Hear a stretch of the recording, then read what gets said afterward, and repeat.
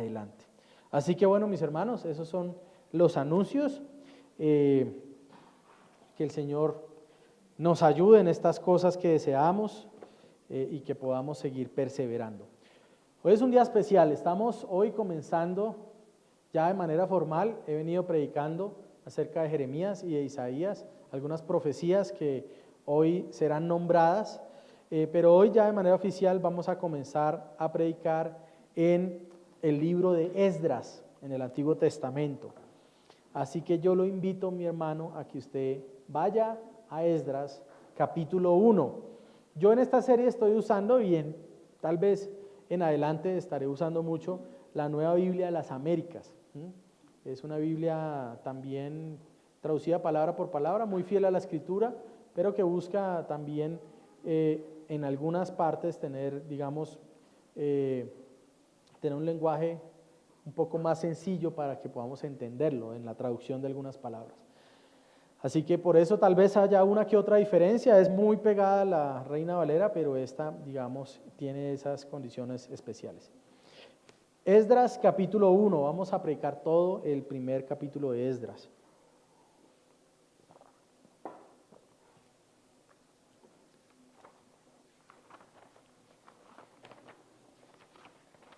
Esdras capítulo 1 entonces, mis hermanos. Esta es la palabra del Señor y pues nuestro deseo es exponerla con fidelidad para que podamos conocer a nuestro Salvador. Dice su palabra: en el primer año de Ciro, rey de Persia, para que se cumpliera la palabra del Señor por boca de Jeremías, el Señor movió el espíritu de Ciro, rey de Persia, y hizo proclamar por todo su reino, también por escrito. Así dice Ciro, rey de Persia: el Señor, el Dios de los cielos, me ha dado todos los reinos de la tierra, y Él me ha designado para que le edifique una casa en Jerusalén, que está en Judá. El que entre ustedes pertenezca a su pueblo, sea su Dios con él, que suba a Jerusalén, que está en Judá, y edifique la casa del Señor, Dios de Israel. Él es Dios que está en Jerusalén. Él es el Dios que está en Jerusalén. Y a todo sobreviviente en cualquier lugar que habite, que los hombres de aquel lugar lo ayuden con plata, oro y con bienes y ganado, junto con una ofrenda voluntaria para la casa de Dios que está en Jerusalén. Entonces se levantaron los jefes de las casas paternas de Judá y de Benjamín, y los sacerdotes y los levitas y todos aquellos cuyo espíritu Dios había movido a subir para edificar la casa del Señor que está en Jerusalén. Y todos los que habitaban alrededor de ellos los ayudaron con objetos de plata, con oro, con bienes, con ganado y con objetos preciosos, además de todo lo que fue dado como ofrenda voluntaria. También el rey Ciro sacó los objetos de la casa del Señor que Nabucodonosor se había llevado de Jerusalén y había puesto en la casa de sus dioses. Ciro, rey de Persia, los hizo sacar por mano del tesorero Miltriades, que los dio contados a Sesbazar, príncipe de Judá. Este fue su número: 30 platos de oro, 1000 platos de plata, 29 cuchillos duplicados, 30 tazas de oro, 410 de plata de otra clase y 1000 de varias clases. Todos los objetos de oro y plata fueron 5400. Sesbazar los trajo todos con los desterrados que subieron de Babilonia a Jerusalén. Amén. Padre, gracias por esta mañana, por el privilegio de servir a tu pueblo y predicar tu escritura, que pueda ser yo hallado fiel en mi proclamación, pero también al vivir esto. Gracias, Señor, que tú muevas el corazón de mis hermanos para que obedezcamos hoy tus escrituras y podamos conocerte, Señor. Oramos en Cristo Jesús. Amén. Mis hermanos, una de las cosas que nos preguntamos cuando atravesamos temporadas que lucen oscuras y difíciles es: ¿por qué está pasando esto? Atravesamos una circunstancia difícil, un momento, un periodo de enfermedad, de aflicción o una pérdida, y nos preguntamos: ¿por qué pasa esto, Señor? ¿Por qué me está pasando a mí? ¿Por qué pasa esto de la manera que pasa?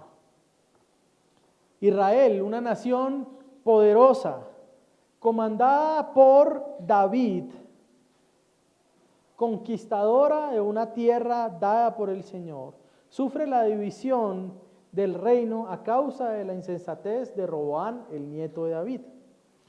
En adelante en la historia de Israel se divide en dos reinos: el reino del norte, cuya capital era Samaria, y el reino del sur, cuya capital era Jerusalén. Allí estaba el templo, allí estaba la imagen de la presencia de Dios en medio del pueblo. Tanto Israel como Judá comienzan a caer en una espiral de depravación, de pecado y de rebeldía en contra de Dios. Vemos esto en la vida de sus reyes, vemos esto en lo que sucede contra sus profetas. Cada vez el pueblo se aparta más del Señor y se encamina hacia una terrible idolatría en contra de su ley. Buscando advertir a su pueblo, y en un acto de misericordia el Señor envía profetas. Anuncia que tanto Israel como Judá serán derrotados. Israel por los asirios, Judá a mano de Nabucodonosor y los babilonios. Judá entonces es conquistado. Su capital, Jerusalén, mi hermano, ha sido destruida y el gran templo de Jehová ha sido derribado. Pero no solo eso, sino que parte de los habitantes de Judá son llevados al cautiverio, es decir, son llevados a vivir en una tierra ajena, en el exilio en Babilonia. Algunos de los habitantes, como vamos a ver durante esta serie de predicaciones, están cómodos en Babilonia, están contentos en Babilonia. De hecho, muchos nacieron en Babilonia. Sin embargo, otros que eran fieles al Señor y deseaban servirle y conocerle, están pasando por un momento de profunda aflicción.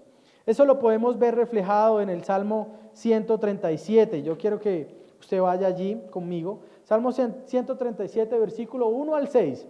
Se narra un poco cómo vivían los judíos fieles al Señor en Babilonia.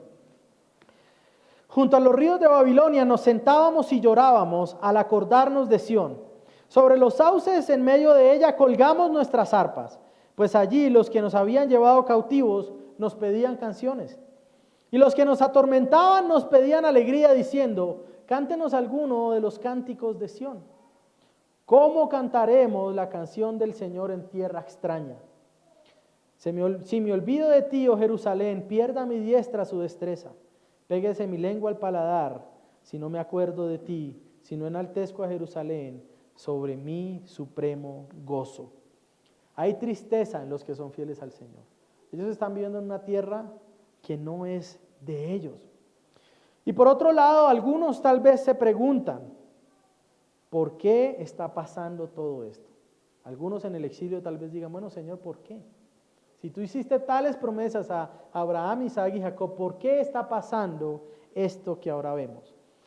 Sin embargo, mis hermanos, a pesar de la circunstancia difícil que vivió el pueblo, ellos también saben algo. Dios ha anunciado por medio de los profetas, como Jeremías en el capítulo 25 que predicamos hace un mes.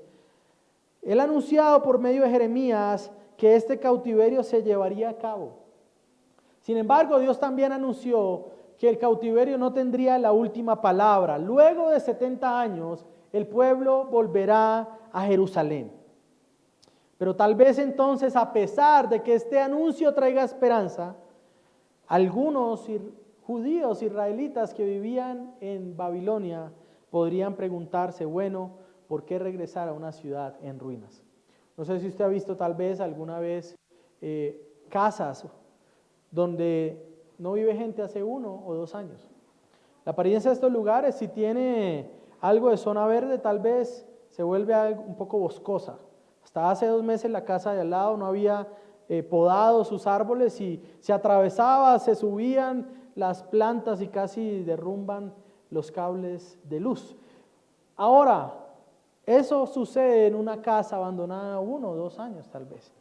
Pero estamos hablando que la ciudad completa, Jerusalén completa, fue destruida y ha estado abandonado, salvo por algunos que fueron dejados a vivir allí durante nada más y nada menos que 70 años. ¿Por qué regresar a una ciudad así? ¿Por qué, si estamos viviendo en la ciudad más avanzada del mundo conocido y más próspera como Babilonia, tenemos que regresar a una tierra en ruinas? En medio de eso, el escenario político del antiguo cercano oriente empieza a cambiar. Aparece el imperio persa, comandado por Ciro, derrotan a Babilonia y ahora son ellos quienes gobiernan sobre Ciro, sobre Babilonia, perdón, sobre Nabucodonosor, lo destrozan y comienzan a gobernar también por encima de aquellos que estaban en cautiverio de otras naciones. El día de hoy, mis hermanos, que comenzaremos la exposición del libro de Esdras, el cual narra lo que pasa en el cumplimiento de Isaías 44:28. Isaías, 2 siglos antes de la existencia de Ciro, anuncia que él será usado para traer al pueblo nuevamente a Jerusalén.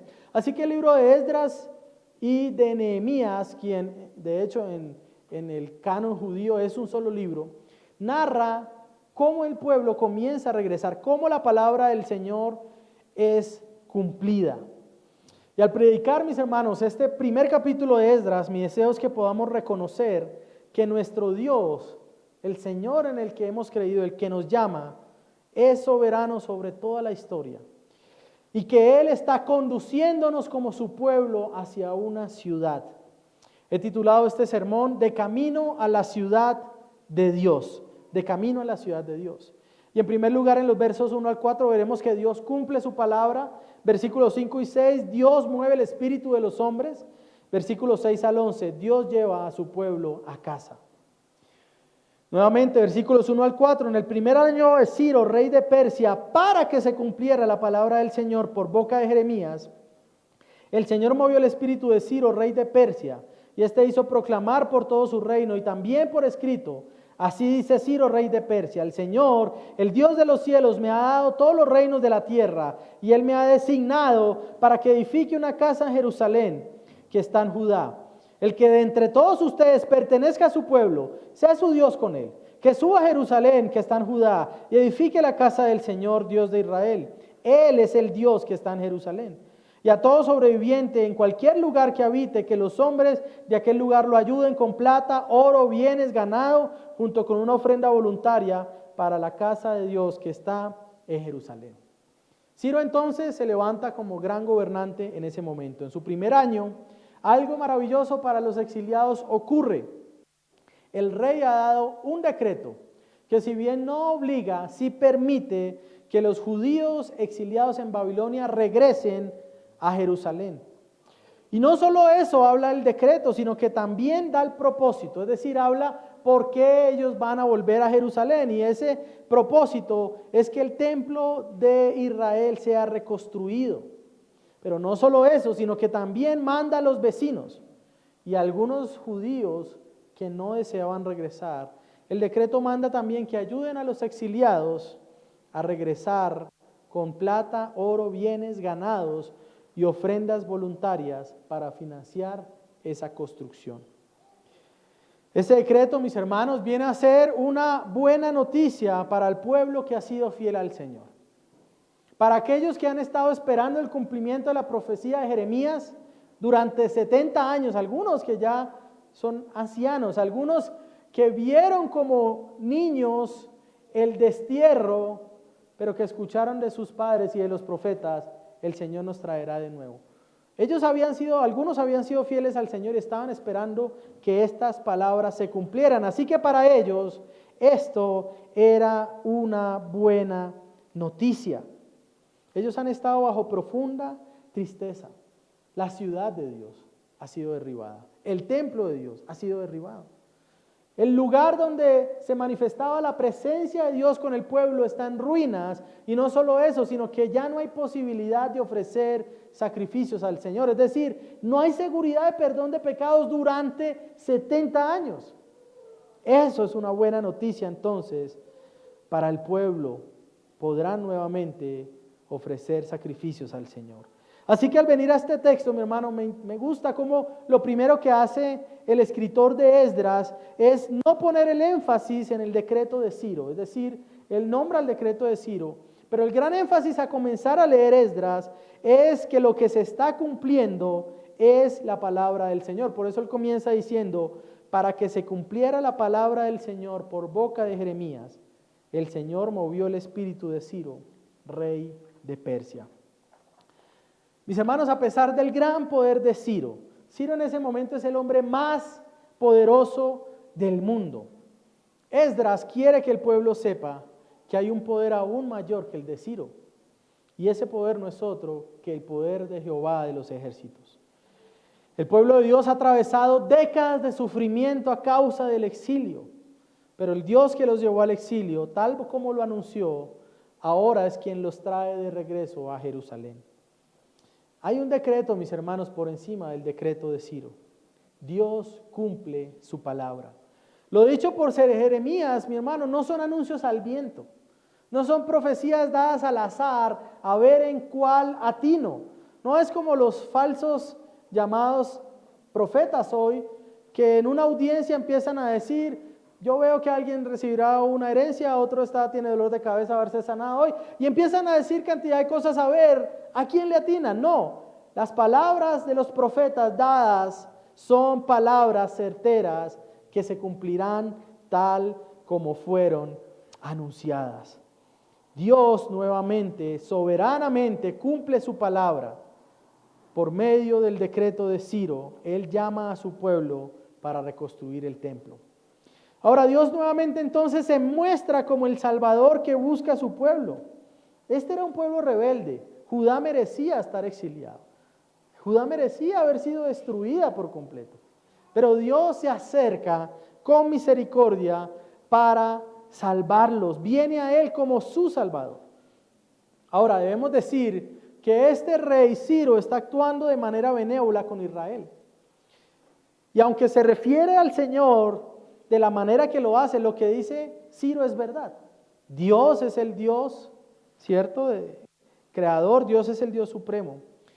Pero cuando Ciro habla, mi hermano, no actúa como un hombre convertido, sino como un astuto político y gobernante de su tiempo. La historia bíblica y los registros arqueológicos también nos muestran que Ciro realmente era adorador de Marduk. Y no solo eso, sino que Ciro también era uno de los precursores de lo que hoy se llama libertad religiosa y de sincretismo. Es decir, Ciro era de los que decía: ok, si tú adoras a Alá, está bien, si eso te sirve, pues bien por ti, y si adoras a Krishna, entonces también bien por ti, si adoras a Jesús, bien por ti, si le rezas a María, bien por ti. Él era un politeísta, él adoraba a Marduk, pero consideraba que los otros dioses también tenían cierto poder. Así que la política de Nabucodonosor y el imperio babilónico, ¿cuál era? Ellos destruían, arrasaban una nación, se los llevaban como esclavos, los subyugaban a los pueblos conquistados y pensaban que de esa manera iban a estar seguros. Pero la política de Ciro era diferente. Ciro, rey de este imperio persa, lo que hacía era que al conquistar una nación se mostraban como benevolentes. Babilonia los ha oprimido, pero nosotros venimos a librarlos. Babilonia les prohibió adorar a sus dioses. Nosotros incluso les permitiremos volver a su tierra, levantar sus altares y llevarse las imágenes, los que tenían imágenes de los dioses falsos. Así que cuando hacían esto, ellos mostraban que eran una nación con tolerancia religiosa. Ellos decían: ok, listo, ustedes tienen esos dioses, vayan, adórenlos. Ellos entendían que una nación que podía mantener su religión era más manejable que una a la cual se le impedía adorar a lo que ellos adoraban. Así que ellos, como politeístas, les daban esa orden: regresen a sus naciones. Es más, les vamos a ayudar, les vamos a financiar para que reconstruyan su templo. Pero oren por nosotros. Ya sea que usted vaya a adorar a Baal o ya sea que vaya a adorar a Jehová, oren por nosotros. El cilindro de Ciro, un descubrimiento arqueológico del año 1879 por un asirio británico, Hormuz Rassam, habla un poco de esto, habla de esa política que había en ese antiguo cercano oriente. Esta es la misma política que lleva a cabo después por el Imperio Romano. Por eso nosotros vemos en los evangelios que los israelitas podían ir al templo de manera tranquila. Y de hecho se hacían obedientes porque decían: si nos portamos mal con Roma, nos van a destruir el templo otra vez. Así que mejor estemos tranquilos, paguemos impuestos y que ellos nos dejen adorar a Jehová. Los judíos entonces, por medio de esto, deben reconocer que no son los reyes ni los imperios los que manejan el destino de los hombres. Puede que Ciro se presente como el gran favorecedor de la adoración a Jehová. Pero realmente el que está actuando por encima de él es Dios mismo. Él es el que gobierna sobre todas las cosas para su propósito. Es por eso que la Biblia dice que Dios pone y quita reyes. No porque todos los reyes van a ser piadosos o temerosos del Señor, sino que aún cuando son reyes pecadores, han sido puestos por el Señor para que sobre la voluntad perversa de ellos, Dios ejecute sus planes santos. Nosotros debemos también reconocer, mis hermanos, que nuestro Dios es quien gobierna por encima de los líderes de este mundo. Cuando nos acercamos a periodos de elecciones y todo eso, la gente comienza a asustarse, ¿no?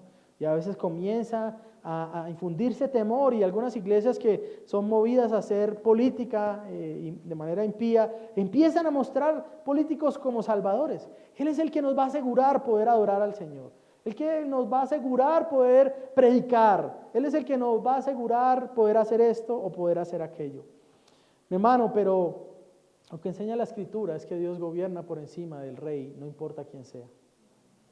Derek Thomas acerca de esto dice lo siguiente, abro mi cita: en el punto de vista de los exiliados, esto les recuerda que Dios no los ha olvidado y que no hay lugar donde ellos estén fuera del alcance de su Señor.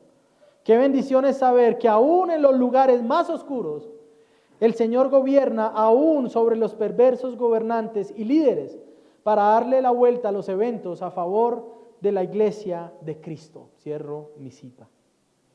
Ciro entonces, siendo perverso, actúa de manera libre y de acuerdo al plan que tiene. Y lo que pensaba no era lo mejor realmente para su imperio persa, pero Dios era quien ejercía su voluntad. La libertad humana, mis hermanos, en sus actos y la soberanía de Dios son eventos que son concurrentes. Son eventos que siempre confluyen al mismo lugar, que es la voluntad del Señor. Es decir, que los hombres actuamos con libertad y actuamos conforme lo que deseamos, pero por encima de nuestra libertad, Dios está ejecutando sus decretos. Es lo que vemos en la creación, en Génesis capítulo 3, cuando Adán y Eva caen en pecado y ya no alcanzan esa bendición de la vida eterna, parece que a Dios se le salió su plan de las manos.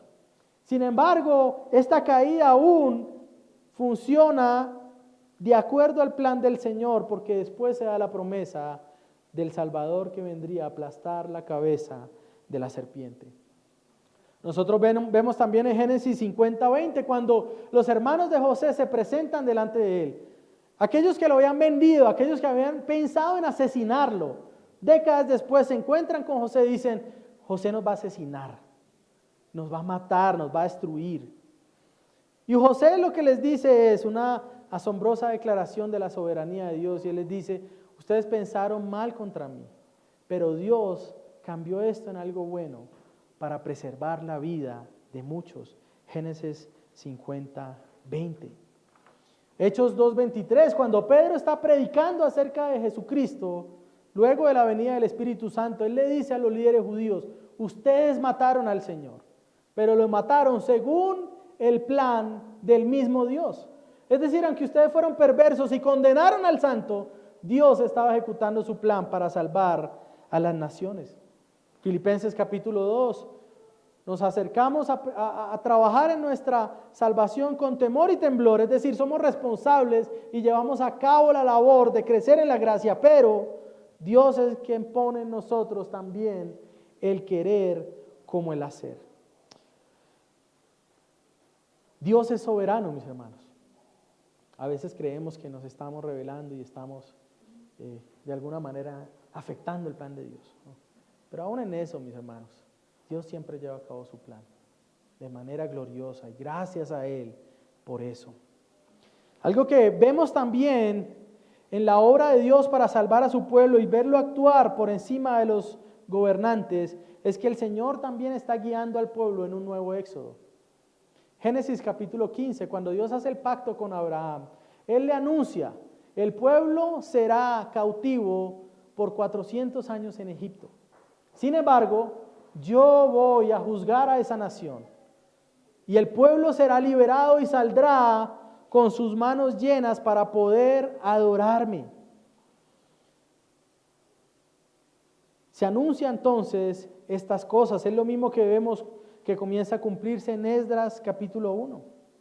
Dios ha prometido también en Jeremías 25, ustedes serán cautivos, serán llevados al exilio por 70 años. Sin embargo, yo también enjuiciaré a la nación que los llevó a Babilonia, Nabucodonosor.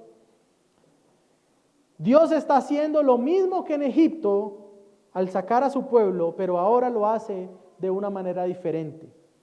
Recordemos, ¿qué hace Dios con Faraón? Endurece su corazón. ¿Para qué? Para que su rebeldía permita entonces que se despliegue la gloria de Dios y las plagas muestren que Dios está por encima de los dioses de los egipcios.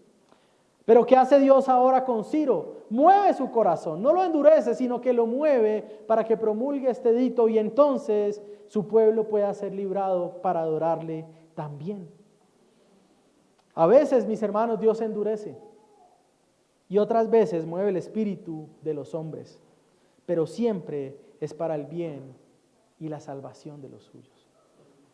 Vemos esto en hechos pequeños de nuestra vida. Los hombres que a veces se ponen como tropiezo y como enemigos de nuestro caminar, que son como endurecidos por Dios para venir a empujarnos. Finalmente ellos también están bajo el plan de Dios. Están haciendo que nuestro corazón revele cuáles son sus ídolos, en qué cosas están pecando, de manera que nosotros podamos ser traídos al Señor. Mis hermanos, Dios cumple su palabra. Él vendrá como el Redentor del pueblo para llevar a cabo su plan, aún usando a un gobernante como Ciro. ¿Por qué suceden estas cosas? Entonces se podrían preguntar aquellos en el exilio. ¿Por qué sucede todo esto en el 538? Mis hermanos, la historia humana puede afirmar entonces que los sucesos del 538 antes de Cristo fue por el decreto de Ciro. Pero la historia vista de manera objetiva a la luz del Evangelio afirma esto sucede por el decreto eterno del Señor. Dios es el rey que decreta por encima de Ciro para que los suyos regresen y comiencen a construir su templo. Y para esto no solo Dios ha movido el espíritu de Ciro, sino que mueve también a los suyos para que respondan. Vamos a mi segundo punto, versículos 5 y 6, el pueblo movido en espíritu para edificar la casa del Señor. Verso 5, entonces se levantaron los jefes de las casas paternas de Judá y de Benjamín, y los sacerdotes, y los levitas, y todos aquellos cuyo espíritu Dios había movido a subir, para edificar la casa del Señor que está en Jerusalén, y todos los que habitaban alrededor de ellos los ayudaron con objetos de plata, con oro, con bienes, con ganado y con objetos preciosos, además de todo lo que fue dado como ofrenda voluntaria. Mis hermanos, lo que vemos ahora también es el cumplimiento de la palabra del Señor. Vemos al Señor haciendo lo que Ciro ni ningún hombre puede hacer. Los hombres pueden dar decretos. Aunque el presidente Duque o cualquier presidente que venga en el futuro lance un decreto y diga, hoy ordeno que todos se hagan cristianos, ¿usted cree que eso va a hacer cambiar el corazón de los hombres? O cuando salga un decreto que diga, prohíbo la adoración al Señor Jesucristo, ¿usted cree que eso va a hacer cambiar el corazón de la iglesia? Dios hace lo único que Ciro no podía. Dios hace que el corazón de los suyos sea movido. Pensemos nuevamente en esto. Los exiliados llevan 70 años allí, viviendo en la nación más poderosa y avanzada del mundo en este momento. Muchos de ellos habían nacido en el cautiverio. Muchos de ellos, los que eran menores de 70, habían nacido en Babilonia. Estaban en la metrópoli más grande del mundo conocido en ese momento, en la ciudad más próspera. Piense tal vez en Londres, piense también en Suiza, piense tal vez en Noruega. Cosmopolitas, lugares de oportunidades, lo que a veces anhela la gente. Lugares cómodos, y ellos estaban allí cómodos. Tenían posesiones. Vemos que cuando salen de regreso, los que deciden no irse, entregan posesiones, oro, plata, cosas que seguro ninguno de nosotros, o bueno, tal vez ninguno tenga en una caja fuerte. Pero ellos dieron, estaban cómodos, tenían seguridad, tenían un hogar. ¿Por qué? ¿Qué razón habría para abandonar esa zona cómoda y volver a una ciudad abandonada y arrasada hace 70 años? Cuando el Señor a veces nos llama y eso implica sacrificios, implica renuncias, algunos dicen, uy Señor, pero acá estoy bien, acá estoy tranquilo, mira, hasta tengo casa. ¿Por qué abandonar mi zona cómoda y ir a una ciudad que ha sido arrasada? Ahora ellos no solo estaban en Babilonia, sino que tenían sus hogares, tenían sus trabajos, tenían todo en ese lugar. Y más aún, teniendo ahora a Ciro como el que se presenta como el gran benefactor. Judíos, bueno, está el decreto de irse, pero si se quedan, también les va a ir bien. ¿Por qué regresar a un lugar donde ellos no tenían casa? ¿Por qué dejarlo todo y emprender ese viaje? La respuesta a eso, mis hermanos, es que Dios movió sus corazones. Dios puede hacer lo que ningún hombre puede hacer. Estos hombres saben que las profecías se están cumpliendo frente a sus ojos. Ellos saben que Dios vino a salvarles.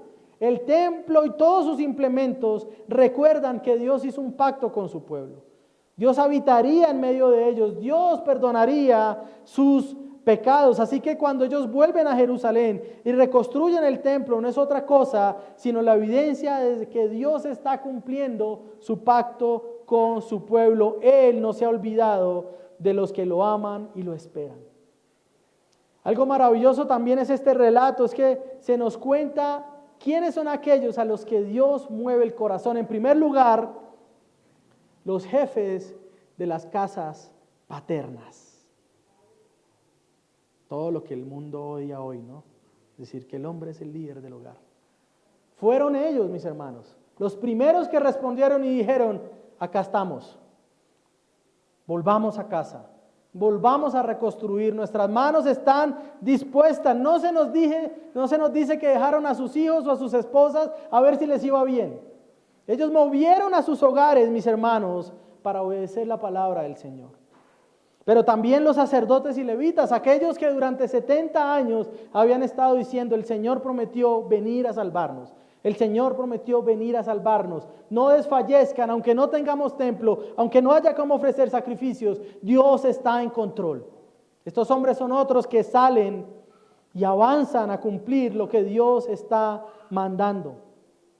Bueno, tal vez usted diga, bueno, pastor, yo no soy padre de familia, no soy levita tampoco, no soy pastor, no soy predicador. Bueno, pero también nos dice que todos aquellos cuyo espíritu había sido movido para subir a edificar la casa del Señor.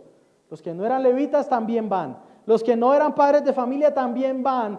Todos aquellos cuyo corazón era movido en ese momento por Dios. En conclusión, mis hermanos, todos cuantos pertenecían al remanente del Señor, al remanente, al pueblo guardado, entendieron que el llamado de Ciro no era otra cosa, sino el llamado de Dios mismo. Así que su obediencia, la obediencia del pueblo, también viene a ser el cumplimiento de las profecías.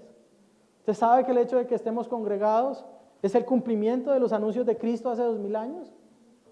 Que el pueblo avanzará, que su iglesia prevalecerá, que las puertas del infierno no podrán vencernos. Este es el anuncio de que nuestro Rey sigue en su trono y nunca se ha bajado de allí. Así que la obediencia de los que le pertenecemos es una respuesta, es un cumplimiento profético de las palabras del Señor. La obediencia entonces se nos demanda, pero al mismo tiempo también es decretada por Dios. Gloria a Dios por eso. El Dios que había anunciado su regreso un par de siglos atrás es el mismo que mueve, que despierta el espíritu y el corazón para que ellos obedezcan el llamado. Ellos entendían, mis hermanos, que es mejor dirigirse a una ciudad en ruinas cuando estamos obedeciendo al Señor que quedarse en una metrópoli con todas las comodidades. Su obediencia se da de manera libre, al igual que los actos de Ciro. Y esa era su responsabilidad. Ellos tenían como responsabilidad atender al llamado. Y lo hacen. Aquellos a quienes el Señor mueve en su espíritu. Los que quedaron atrás, nosotros vamos a ver en este estudio, en estas predicaciones, que algunos quedan atrás. No todo el pueblo vuelve. Hay 3 regresos de los deportados. El primero es el regreso que estamos viendo con Zorobabel para construir el templo. 60 años después, Esdras viene con otra parte del pueblo. Y 13 años luego de Esdras llega Nehemías a reconstruir las murallas.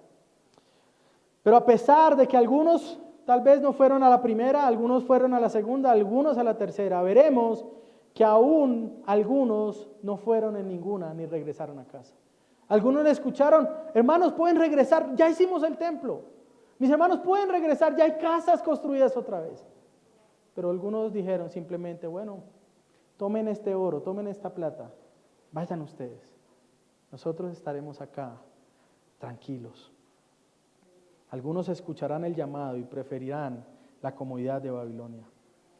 Estos, sin embargo, como veremos, aún desobedeciendo, cumplirán la palabra del Señor, pues darán sus ofrendas para que el templo sea construido de nuevo. Mis hermanos, este movimiento del espíritu del pueblo para regresar a Jerusalén es lo que vemos hoy también en la iglesia del día del Señor. Cada domingo lo que se proclama no es un decreto humano. Cada domingo lo que decimos es: yo, Álvaro Rivera, proclamo que ustedes deben venir los domingos. No, cada domingo lo que se proclama es que Dios está llamando a su pueblo por medio de la proclamación de la palabra. Lo que se proclama es la palabra del Señor, Rey de Reyes y Señor de Señores, que nos llama a que escapemos del mundo, que nos llama a que escapemos de las comodidades de esta tierra, que las tengamos por poco para abrazar a Cristo y que corramos a Dios. Pero también es un llamado cada domingo, no solo a que escapemos del pecado, sino a que como iglesia nos encaminemos a adorar al Señor. Hoy no somos llamados a ir a un templo físico, hoy somos llamados a ser un templo reunido por piedras vivas.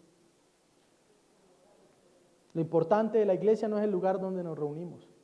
Algunos pensaron el año pasado que cuando la iglesia pedía reunirse estaba hablando solamente de abrir la puerta del local. No. Lo importante es estar unidos como cuerpo, como pueblo del Señor, como piedras vivas. La pregunta que surge a los que pertenecemos a esta iglesia es: ¿cuál es el camino al que el Señor nos llama a recorrer? ¿Qué desea Dios hacer con su vida, hermano? ¿Se ha preguntado eso? Algunos ya tienen el plan, ¿no? Bueno, me gradué, voy a trabajar 20 o 30 años. Bueno, los que empiezan a trabajar ahorita tal vez 40, no sabemos las reformas que vengan. A ver si logro una pensión, a ver si logro comprar 2, 3, 4 apartamentos y entonces tener tranquilidad. Y entonces vivir tranquilo. Pero no se preguntan: ¿qué desea Dios que haga con nosotros como cristianos? Algunos tal vez están siendo llamados por Dios para abandonar comodidad y para hacer la obra del Señor. Pero a veces junto con el llamado vienen las excusas del corazón pecaminoso. Señor, aún estoy muy joven. Señor, aún puedo hacer esto o puedo hacer aquello. ¿A qué nos llama el Señor, mis hermanos, como iglesia? Jóvenes, ¿a qué lo llama el Señor? ¿Qué don le ha dado y cómo usted lo puede poner al servicio de Cristo? Les doy una noticia: ser pastor misionero también es una opción de vida. También es algo que podemos enseñarle a nuestros hijos, que es honroso y glorioso si el Señor nos llama a eso. Mike Rifle, un hermano que estudió conmigo en el seminario, nativo de Oregon, Estados Unidos, cristiano de una iglesia bautista. Hace un poco más de 10 años, bueno, ahí está el hermano Mike. Hace un poco más de 10 años el Señor comenzó a incomodarlo. Constructor, dueño de una empresa constructora, no alguien que pone, no, un dueño de una empresa constructora. Hace 10 años empezó a incomodarlo el Señor, bueno, un poco más. Y empezó a viajar a Colombia y consiguió una región que se llama Turbaco, Bolívar, a media hora de Cartagena. Una zona pobre, deprimida. Dijo: ok, esto vale la pena. Y en vez de seguir preocupándose por tener posesiones, ¿qué dijo? Voy a vender lo que tengo. La iglesia oró y confirmó su llamado a venir. Y le dijeron: Mike, te vamos a apoyar. Se vino, abandonando la Babilonia de los Estados Unidos, a donde muchos quieren ir hoy a ganarse 30 o 40 dólares la hora por limpiar un baño. Y él era dueño de una compañía y dijo: ok, me voy, Señor. Con sus 5 hijos y su esposa. Ofende al mundo eso también, ¿no? Pero es más cómodo, Señor, quedarme acá. Y allí están sirviendo al Señor en la iglesia en Turbaco, con 12 niños huérfanos de varias zonas alrededor, teniendo un orfanato, queriendo hacer un colegio, proclamando la verdad de Cristo, que es más valiosa. No estoy hablando de hace 1, 2, 3 siglos. Estoy hablando de ejemplos que pasaron, que le contamos a nuestros niños hoy. El Señor sigue llamando gente para tenerlo todo por basura y seguirlo a Él. El asunto es que deberíamos preguntarnos en nuestra oración, ¿seré yo, Señor? ¿Me estás hablando a mí? El llamado que tenemos como pueblo, mis hermanos, debe ser llevado a cabo como pueblo. Los que son miembros de esta iglesia, nosotros firmamos un papel, no para llenar una zeta que yo tengo arriba en mi oficina, no.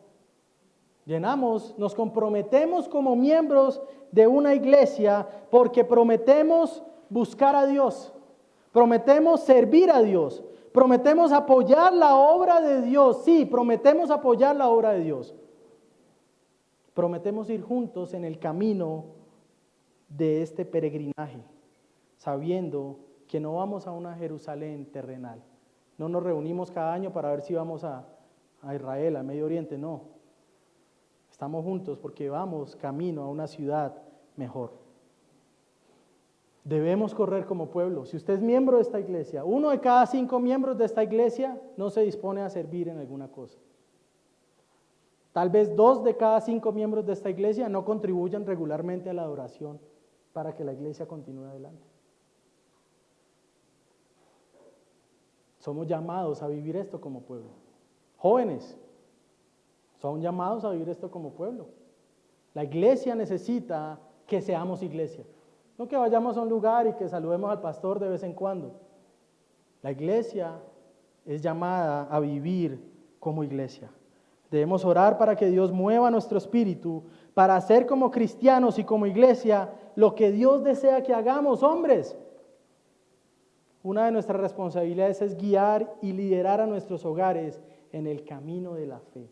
¿Cómo lo estamos haciendo?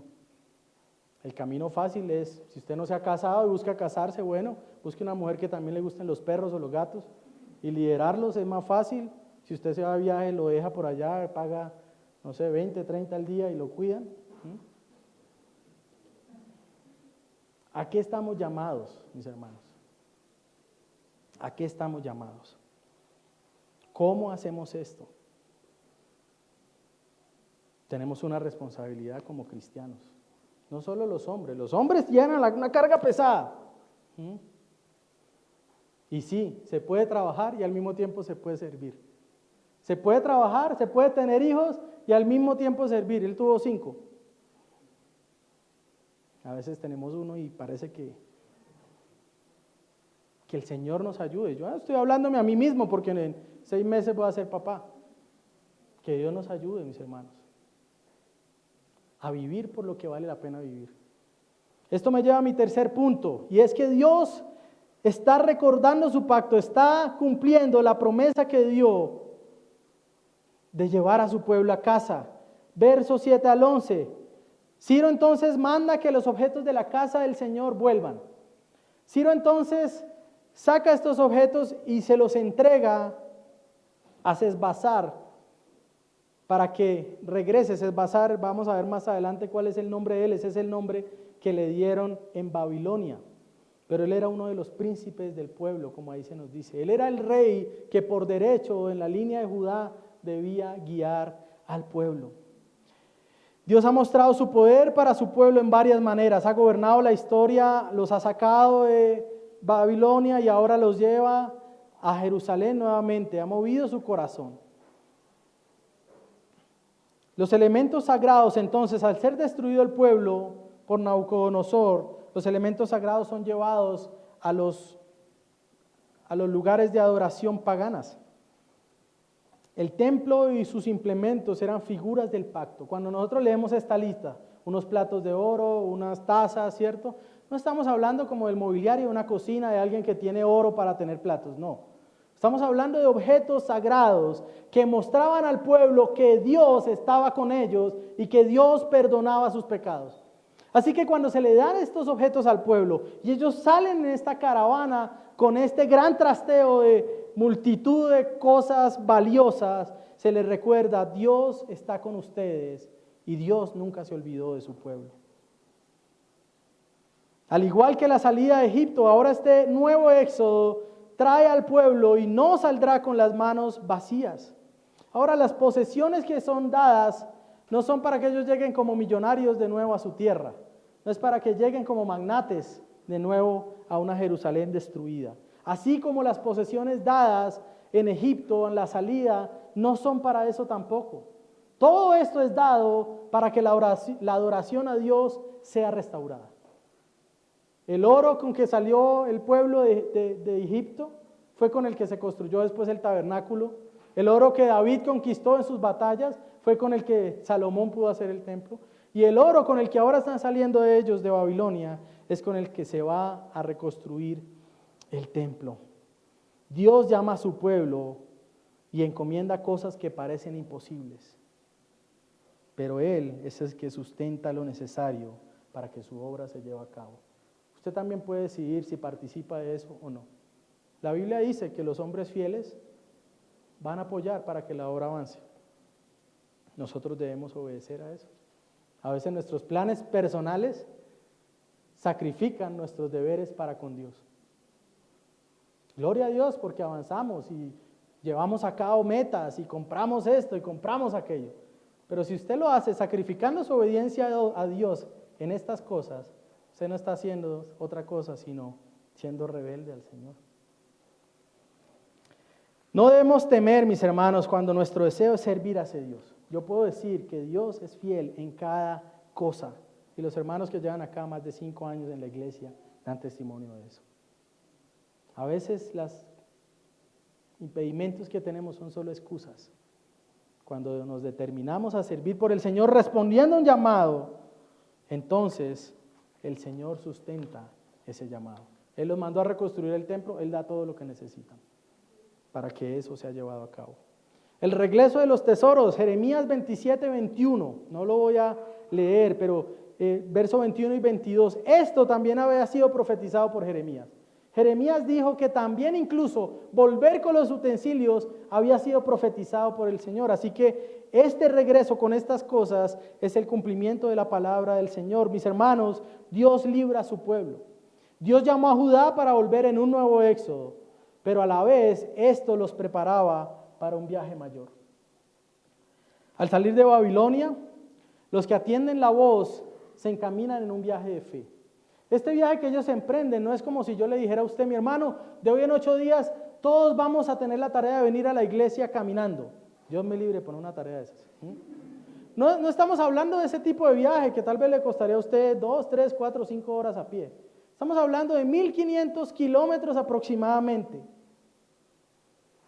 4 meses si usted anda a buen paso para llegar de nuevo a una ciudad en ruinas. Ese fue un camino, un viaje de fe. No había garantías. Nada les aseguraba ni siquiera poder llegar a Jerusalén. Nada les aseguraba que iban a llegar vivos. Nada les aseguraba que no los saquearan los paganos en el camino y los asesinaran.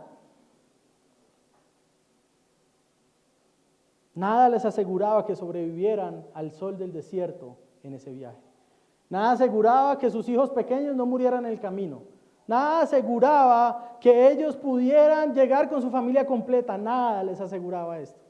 Pero aún así, ellos emprendieron este camino de fe. Su regreso no era por la promesa de una prosperidad material.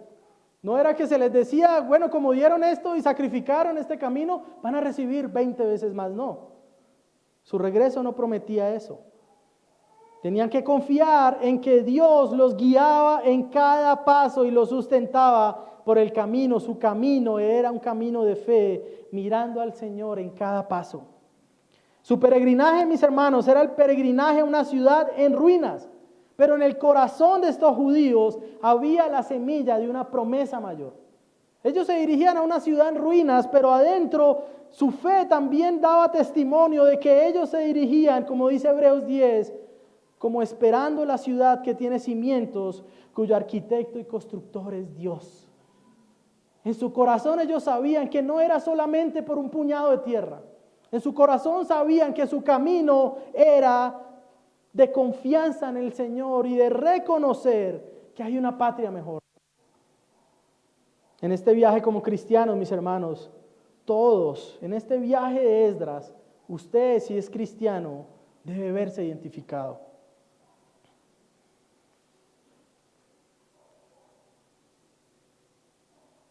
Todos debemos vernos identificados. Ellos atravesaron ese desierto, cargaron los elementos que les recordaban que Dios era fiel. Si alguien se sentía triste, si alguien se sentía agobiado, si sus hijos no estaban bien, ellos podían mirar la caravana y ver los implementos del templo y decir: Jehová va con nosotros, el Señor reina, Él es bueno, Él es fiel, Él es santo. Ellos atravesaron el desierto cargando la muestra de que Dios era fiel con sus promesas, aún cuando iban camino a una ciudad en ruinas. Nosotros, por otro lado, mis hermanos, podemos ver al Señor, aquel que estuvo dispuesto, mis hermanos, a bajar de la Jerusalén celestial. El Señor descendió de estar en la diestra del Padre, en el lugar más glorioso que existe en toda la creación. Jesús estaba allí.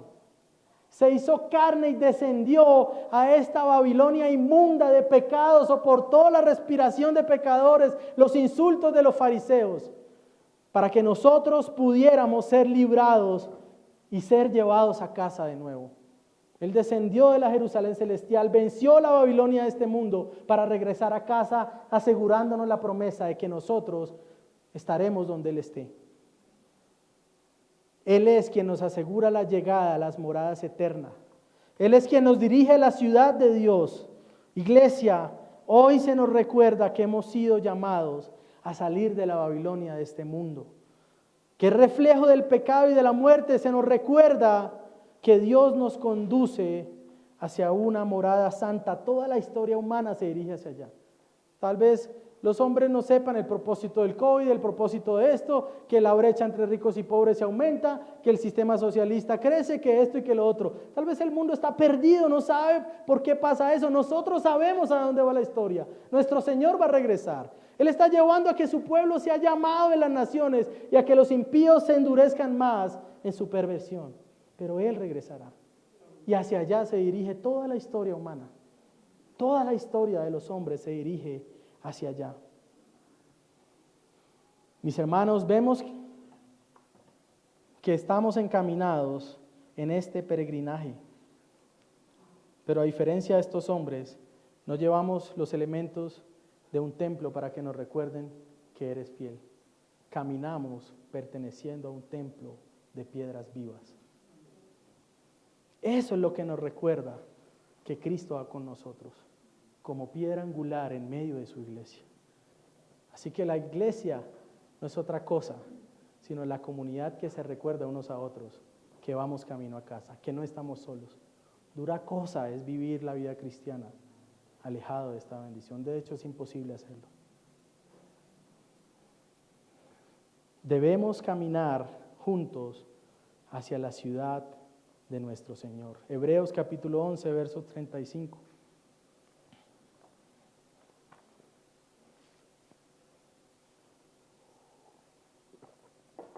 Hebreos 11 nos narra la historia de los héroes de la fe. Nos narra todo lo que vivieron nuestros hermanos mayores. El verso 35 dice: las mujeres recibieron a sus muertos mediante la resurrección. Otros fueron torturados, no aceptando su liberación a fin de obtener una mejor resurrección. Otros experimentaron insultos y azotes y hasta cadenas y prisiones. Fueron apedreados, aserrados, tentados, muertos a espada. Anduvieron de aquí para allá, cubiertos con pieles de ovejas y de cabras, destituidos, afligidos, maltratados, de los cuales el mundo no era digno, errantes por desiertos y montañas. Allí están nuestros hermanos de Esdras 1, por cuevas y cavernas por la tierra. Y todos estos, habiendo obtenido aprobación por su fe, no recibieron la promesa. Ellos entraron a la Jerusalén en ruinas, pero no pudieron en ese momento ver la plenitud de la Jerusalén celestial. Porque Dios había provisto algo mejor para nosotros a fin de que ellos no fueran hechos perfectos sin nosotros. Por tanto, puesto que tenemos esa gran nube de testigos, despojémonos también de todo peso y del pecado que tan fácilmente nos envuelve y corramos con paciencia la carrera que tenemos por delante, puesto los ojos en Jesús, el autor y consumador de la fe, quien por el gozo puesto delante de él soportó la cruz, despreciado la vergüenza y se ha sentado a la diestra del trono de Dios.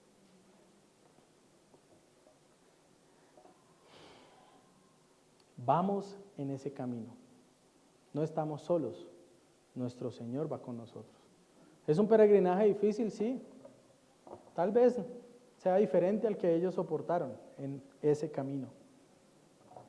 Pero esta Babilonia está en contra del Evangelio también. Bueno, Apocalipsis después nos dice en el capítulo 18 qué pasará con esa Babilonia. La gran ramera será destruida. Este mundo, el sistema de este mundo no va a vencer. El sistema de este mundo no vencerá. Lo que el mundo tiene por valioso frente al fuego del Señor será como paja y heno. Que el Señor nos ayude a ser hallados fieles en lo que realmente permanecerá. Y deseo yo que delante del Señor ninguno tenga por decir que no le prediqué que esto es aquello que es más valioso en esta tierra. Aplicaciones para terminar. Si usted está acá y usted no ha conocido al Señor, si usted está acá y tiene un corazón apartado del Señor Jesucristo, tal vez usted está muy cómodo en la Babilonia de su pecado. Se está cómodo en sus fornicaciones, en su pecado, en su adulterio o en lo que sea que usted esté atado por este mundo. Pero Dios hoy lo está llamando a salir de allí. Hay vía de escape de la Babilonia de este mundo. Solo Dios puede hacerlo. Usted hoy es llamado a que venga Cristo y que abrace el Evangelio. Eso va a sacudir su vida. Cuando a mí me predicaron el Evangelio en el año 2001, yo dije, yo no puedo aceptar esto. Yo no puedo abrazar esto. Me voy a quedar sin amigos,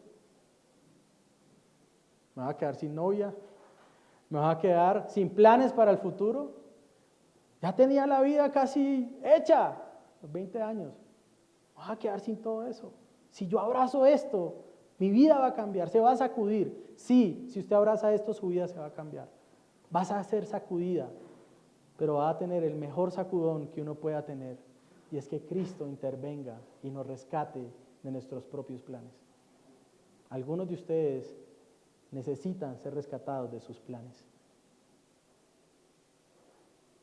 Usted debe venir al Señor. Hoy, no mañana, ni pasado. Usted no sabe qué pase al salir, qué pase mañana, qué pase. Y más ahora, con toda esta ola de miedo. Pero Dios es bueno y nos está llamando hoy. En segundo lugar, debemos reconocer que Dios es soberano, mi hermano. Dios gobierna sobre las tinieblas de este mundo. Las tinieblas del mundo no pueden hacernos olvidar que nuestro Dios gobierna sobre todo. No sé en qué aflicción usted esté, qué dificultad tenga, qué pérdida ha tenido, qué temor usted tenga, qué miedo lo cobije. Pero lo que sí sé es que Dios está por encima de esas cosas. Gobierna las dificultades y en las aflicciones. Nosotros no estamos solos. Así como Él cumplió su palabra con Israel, con los judíos al sacarlos del dominio de Ciro, Él también cumplirá su palabra a nosotros. Debemos tener esperanza, mis hermanos. Cuando te preguntes ¿por qué pasa esto? Recuerda que Dios tiene el control. Así como cuando los judíos iban en el camino decía ¿por qué pasa esto? ¿Por qué tenemos ahora que ir por en este peregrinaje tan difícil? Ellos veían las muestras del pacto del Señor y decían, el Señor va con nosotros. Debemos responder al llamado de Dios para encaminarnos en el peregrinaje de la vida cristiana. Mis hermanos, debemos cumplir la obra a la que el Señor nos llamó como iglesia. Yo le ruego encarecidamente a los que son miembros de esta iglesia y los que están aspirando a hacerlo, que considere bien hacer parte de esta iglesia. Considérelo. Porque usted no solo se compromete delante de mí, usted a mí puede engañarme fácil, pero el Señor mira todas las cosas. Usted puede decir, yo estoy viviendo para el Señor, pero Él sabe realmente hacia dónde van sus planes, que a veces son egoístas, a veces son mezquinos. Considere bien por qué usted es parte de esta iglesia, porque usted quiere seguir haciendo parte de esta iglesia. No es un llamado a que usted abandone la membresía, o bueno, en algunos casos tal vez usted debe examinarlo. Y si usted no lo hace, nosotros le vamos a ayudar a hacerlo. Y el último semestre de este año vamos a estar reentrevistándonos con algunos hermanos para ver en qué podemos servirles y cómo realmente pueden vivir como miembros de esta iglesia, no como los que firmaron un papel y están en un grupo de WhatsApp, sino como parte del cuerpo del Señor. Este llamado no es para un pastor, no es para 2 o 3 en la iglesia.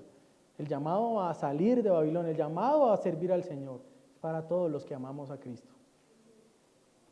También es una invitación a los que aún no son parte de esta iglesia, que aman al Señor. Yo sé que hay muchos que aman al Señor acá, que aún no han podido ser discipulados por alguna otra razón, que quieren, ya viven como miembros de la iglesia aún sin serlo oficialmente. Nosotros anhelamos también que usted sea parte de esta familia. Finalmente, hermanos, debemos animarnos unos a otros en el peregrinaje y recordar que Dios está en medio nuestro. Así como ellos salieron con estas riquezas, a nosotros se nos han dado dones para servir en la edificación del cuerpo del Señor. ¿Cómo usted está usando sus dones? Que Dios nos ayude, mis hermanos. Gloria a Él por su palabra que es maravillosa. Dura cosa es, pero Dios es fiel. Tenemos un propósito mientras caminemos por esta tierra y estamos juntos en esto. No es un plan individual, no es una contrarreloj que solo gana uno. Somos una familia de fe, mis hermanos. Que el Señor se apiade de nosotros y nos ayude. Amado, ¿qué más decir, Señor, frente a tu palabra? La historia de Esdras es la historia de tu pueblo. La historia de Esdras es la historia de tu nación. Pero sobre todo la historia de Esdras es la historia de un Dios que salva, de un Dios que libra, de un Dios que ha amado a su pueblo. Tú nos has amado, Señor. Nosotros no lo merecíamos, Padre. No merecíamos tu misericordia. No merecíamos que te acordaras de nosotros. No merecíamos nada de esto, Señor. Y a ti te plació. Oh, Padre, bendito eres tú, Señor. Yo oro por mis hermanos que están luchando para escapar de Babilonia.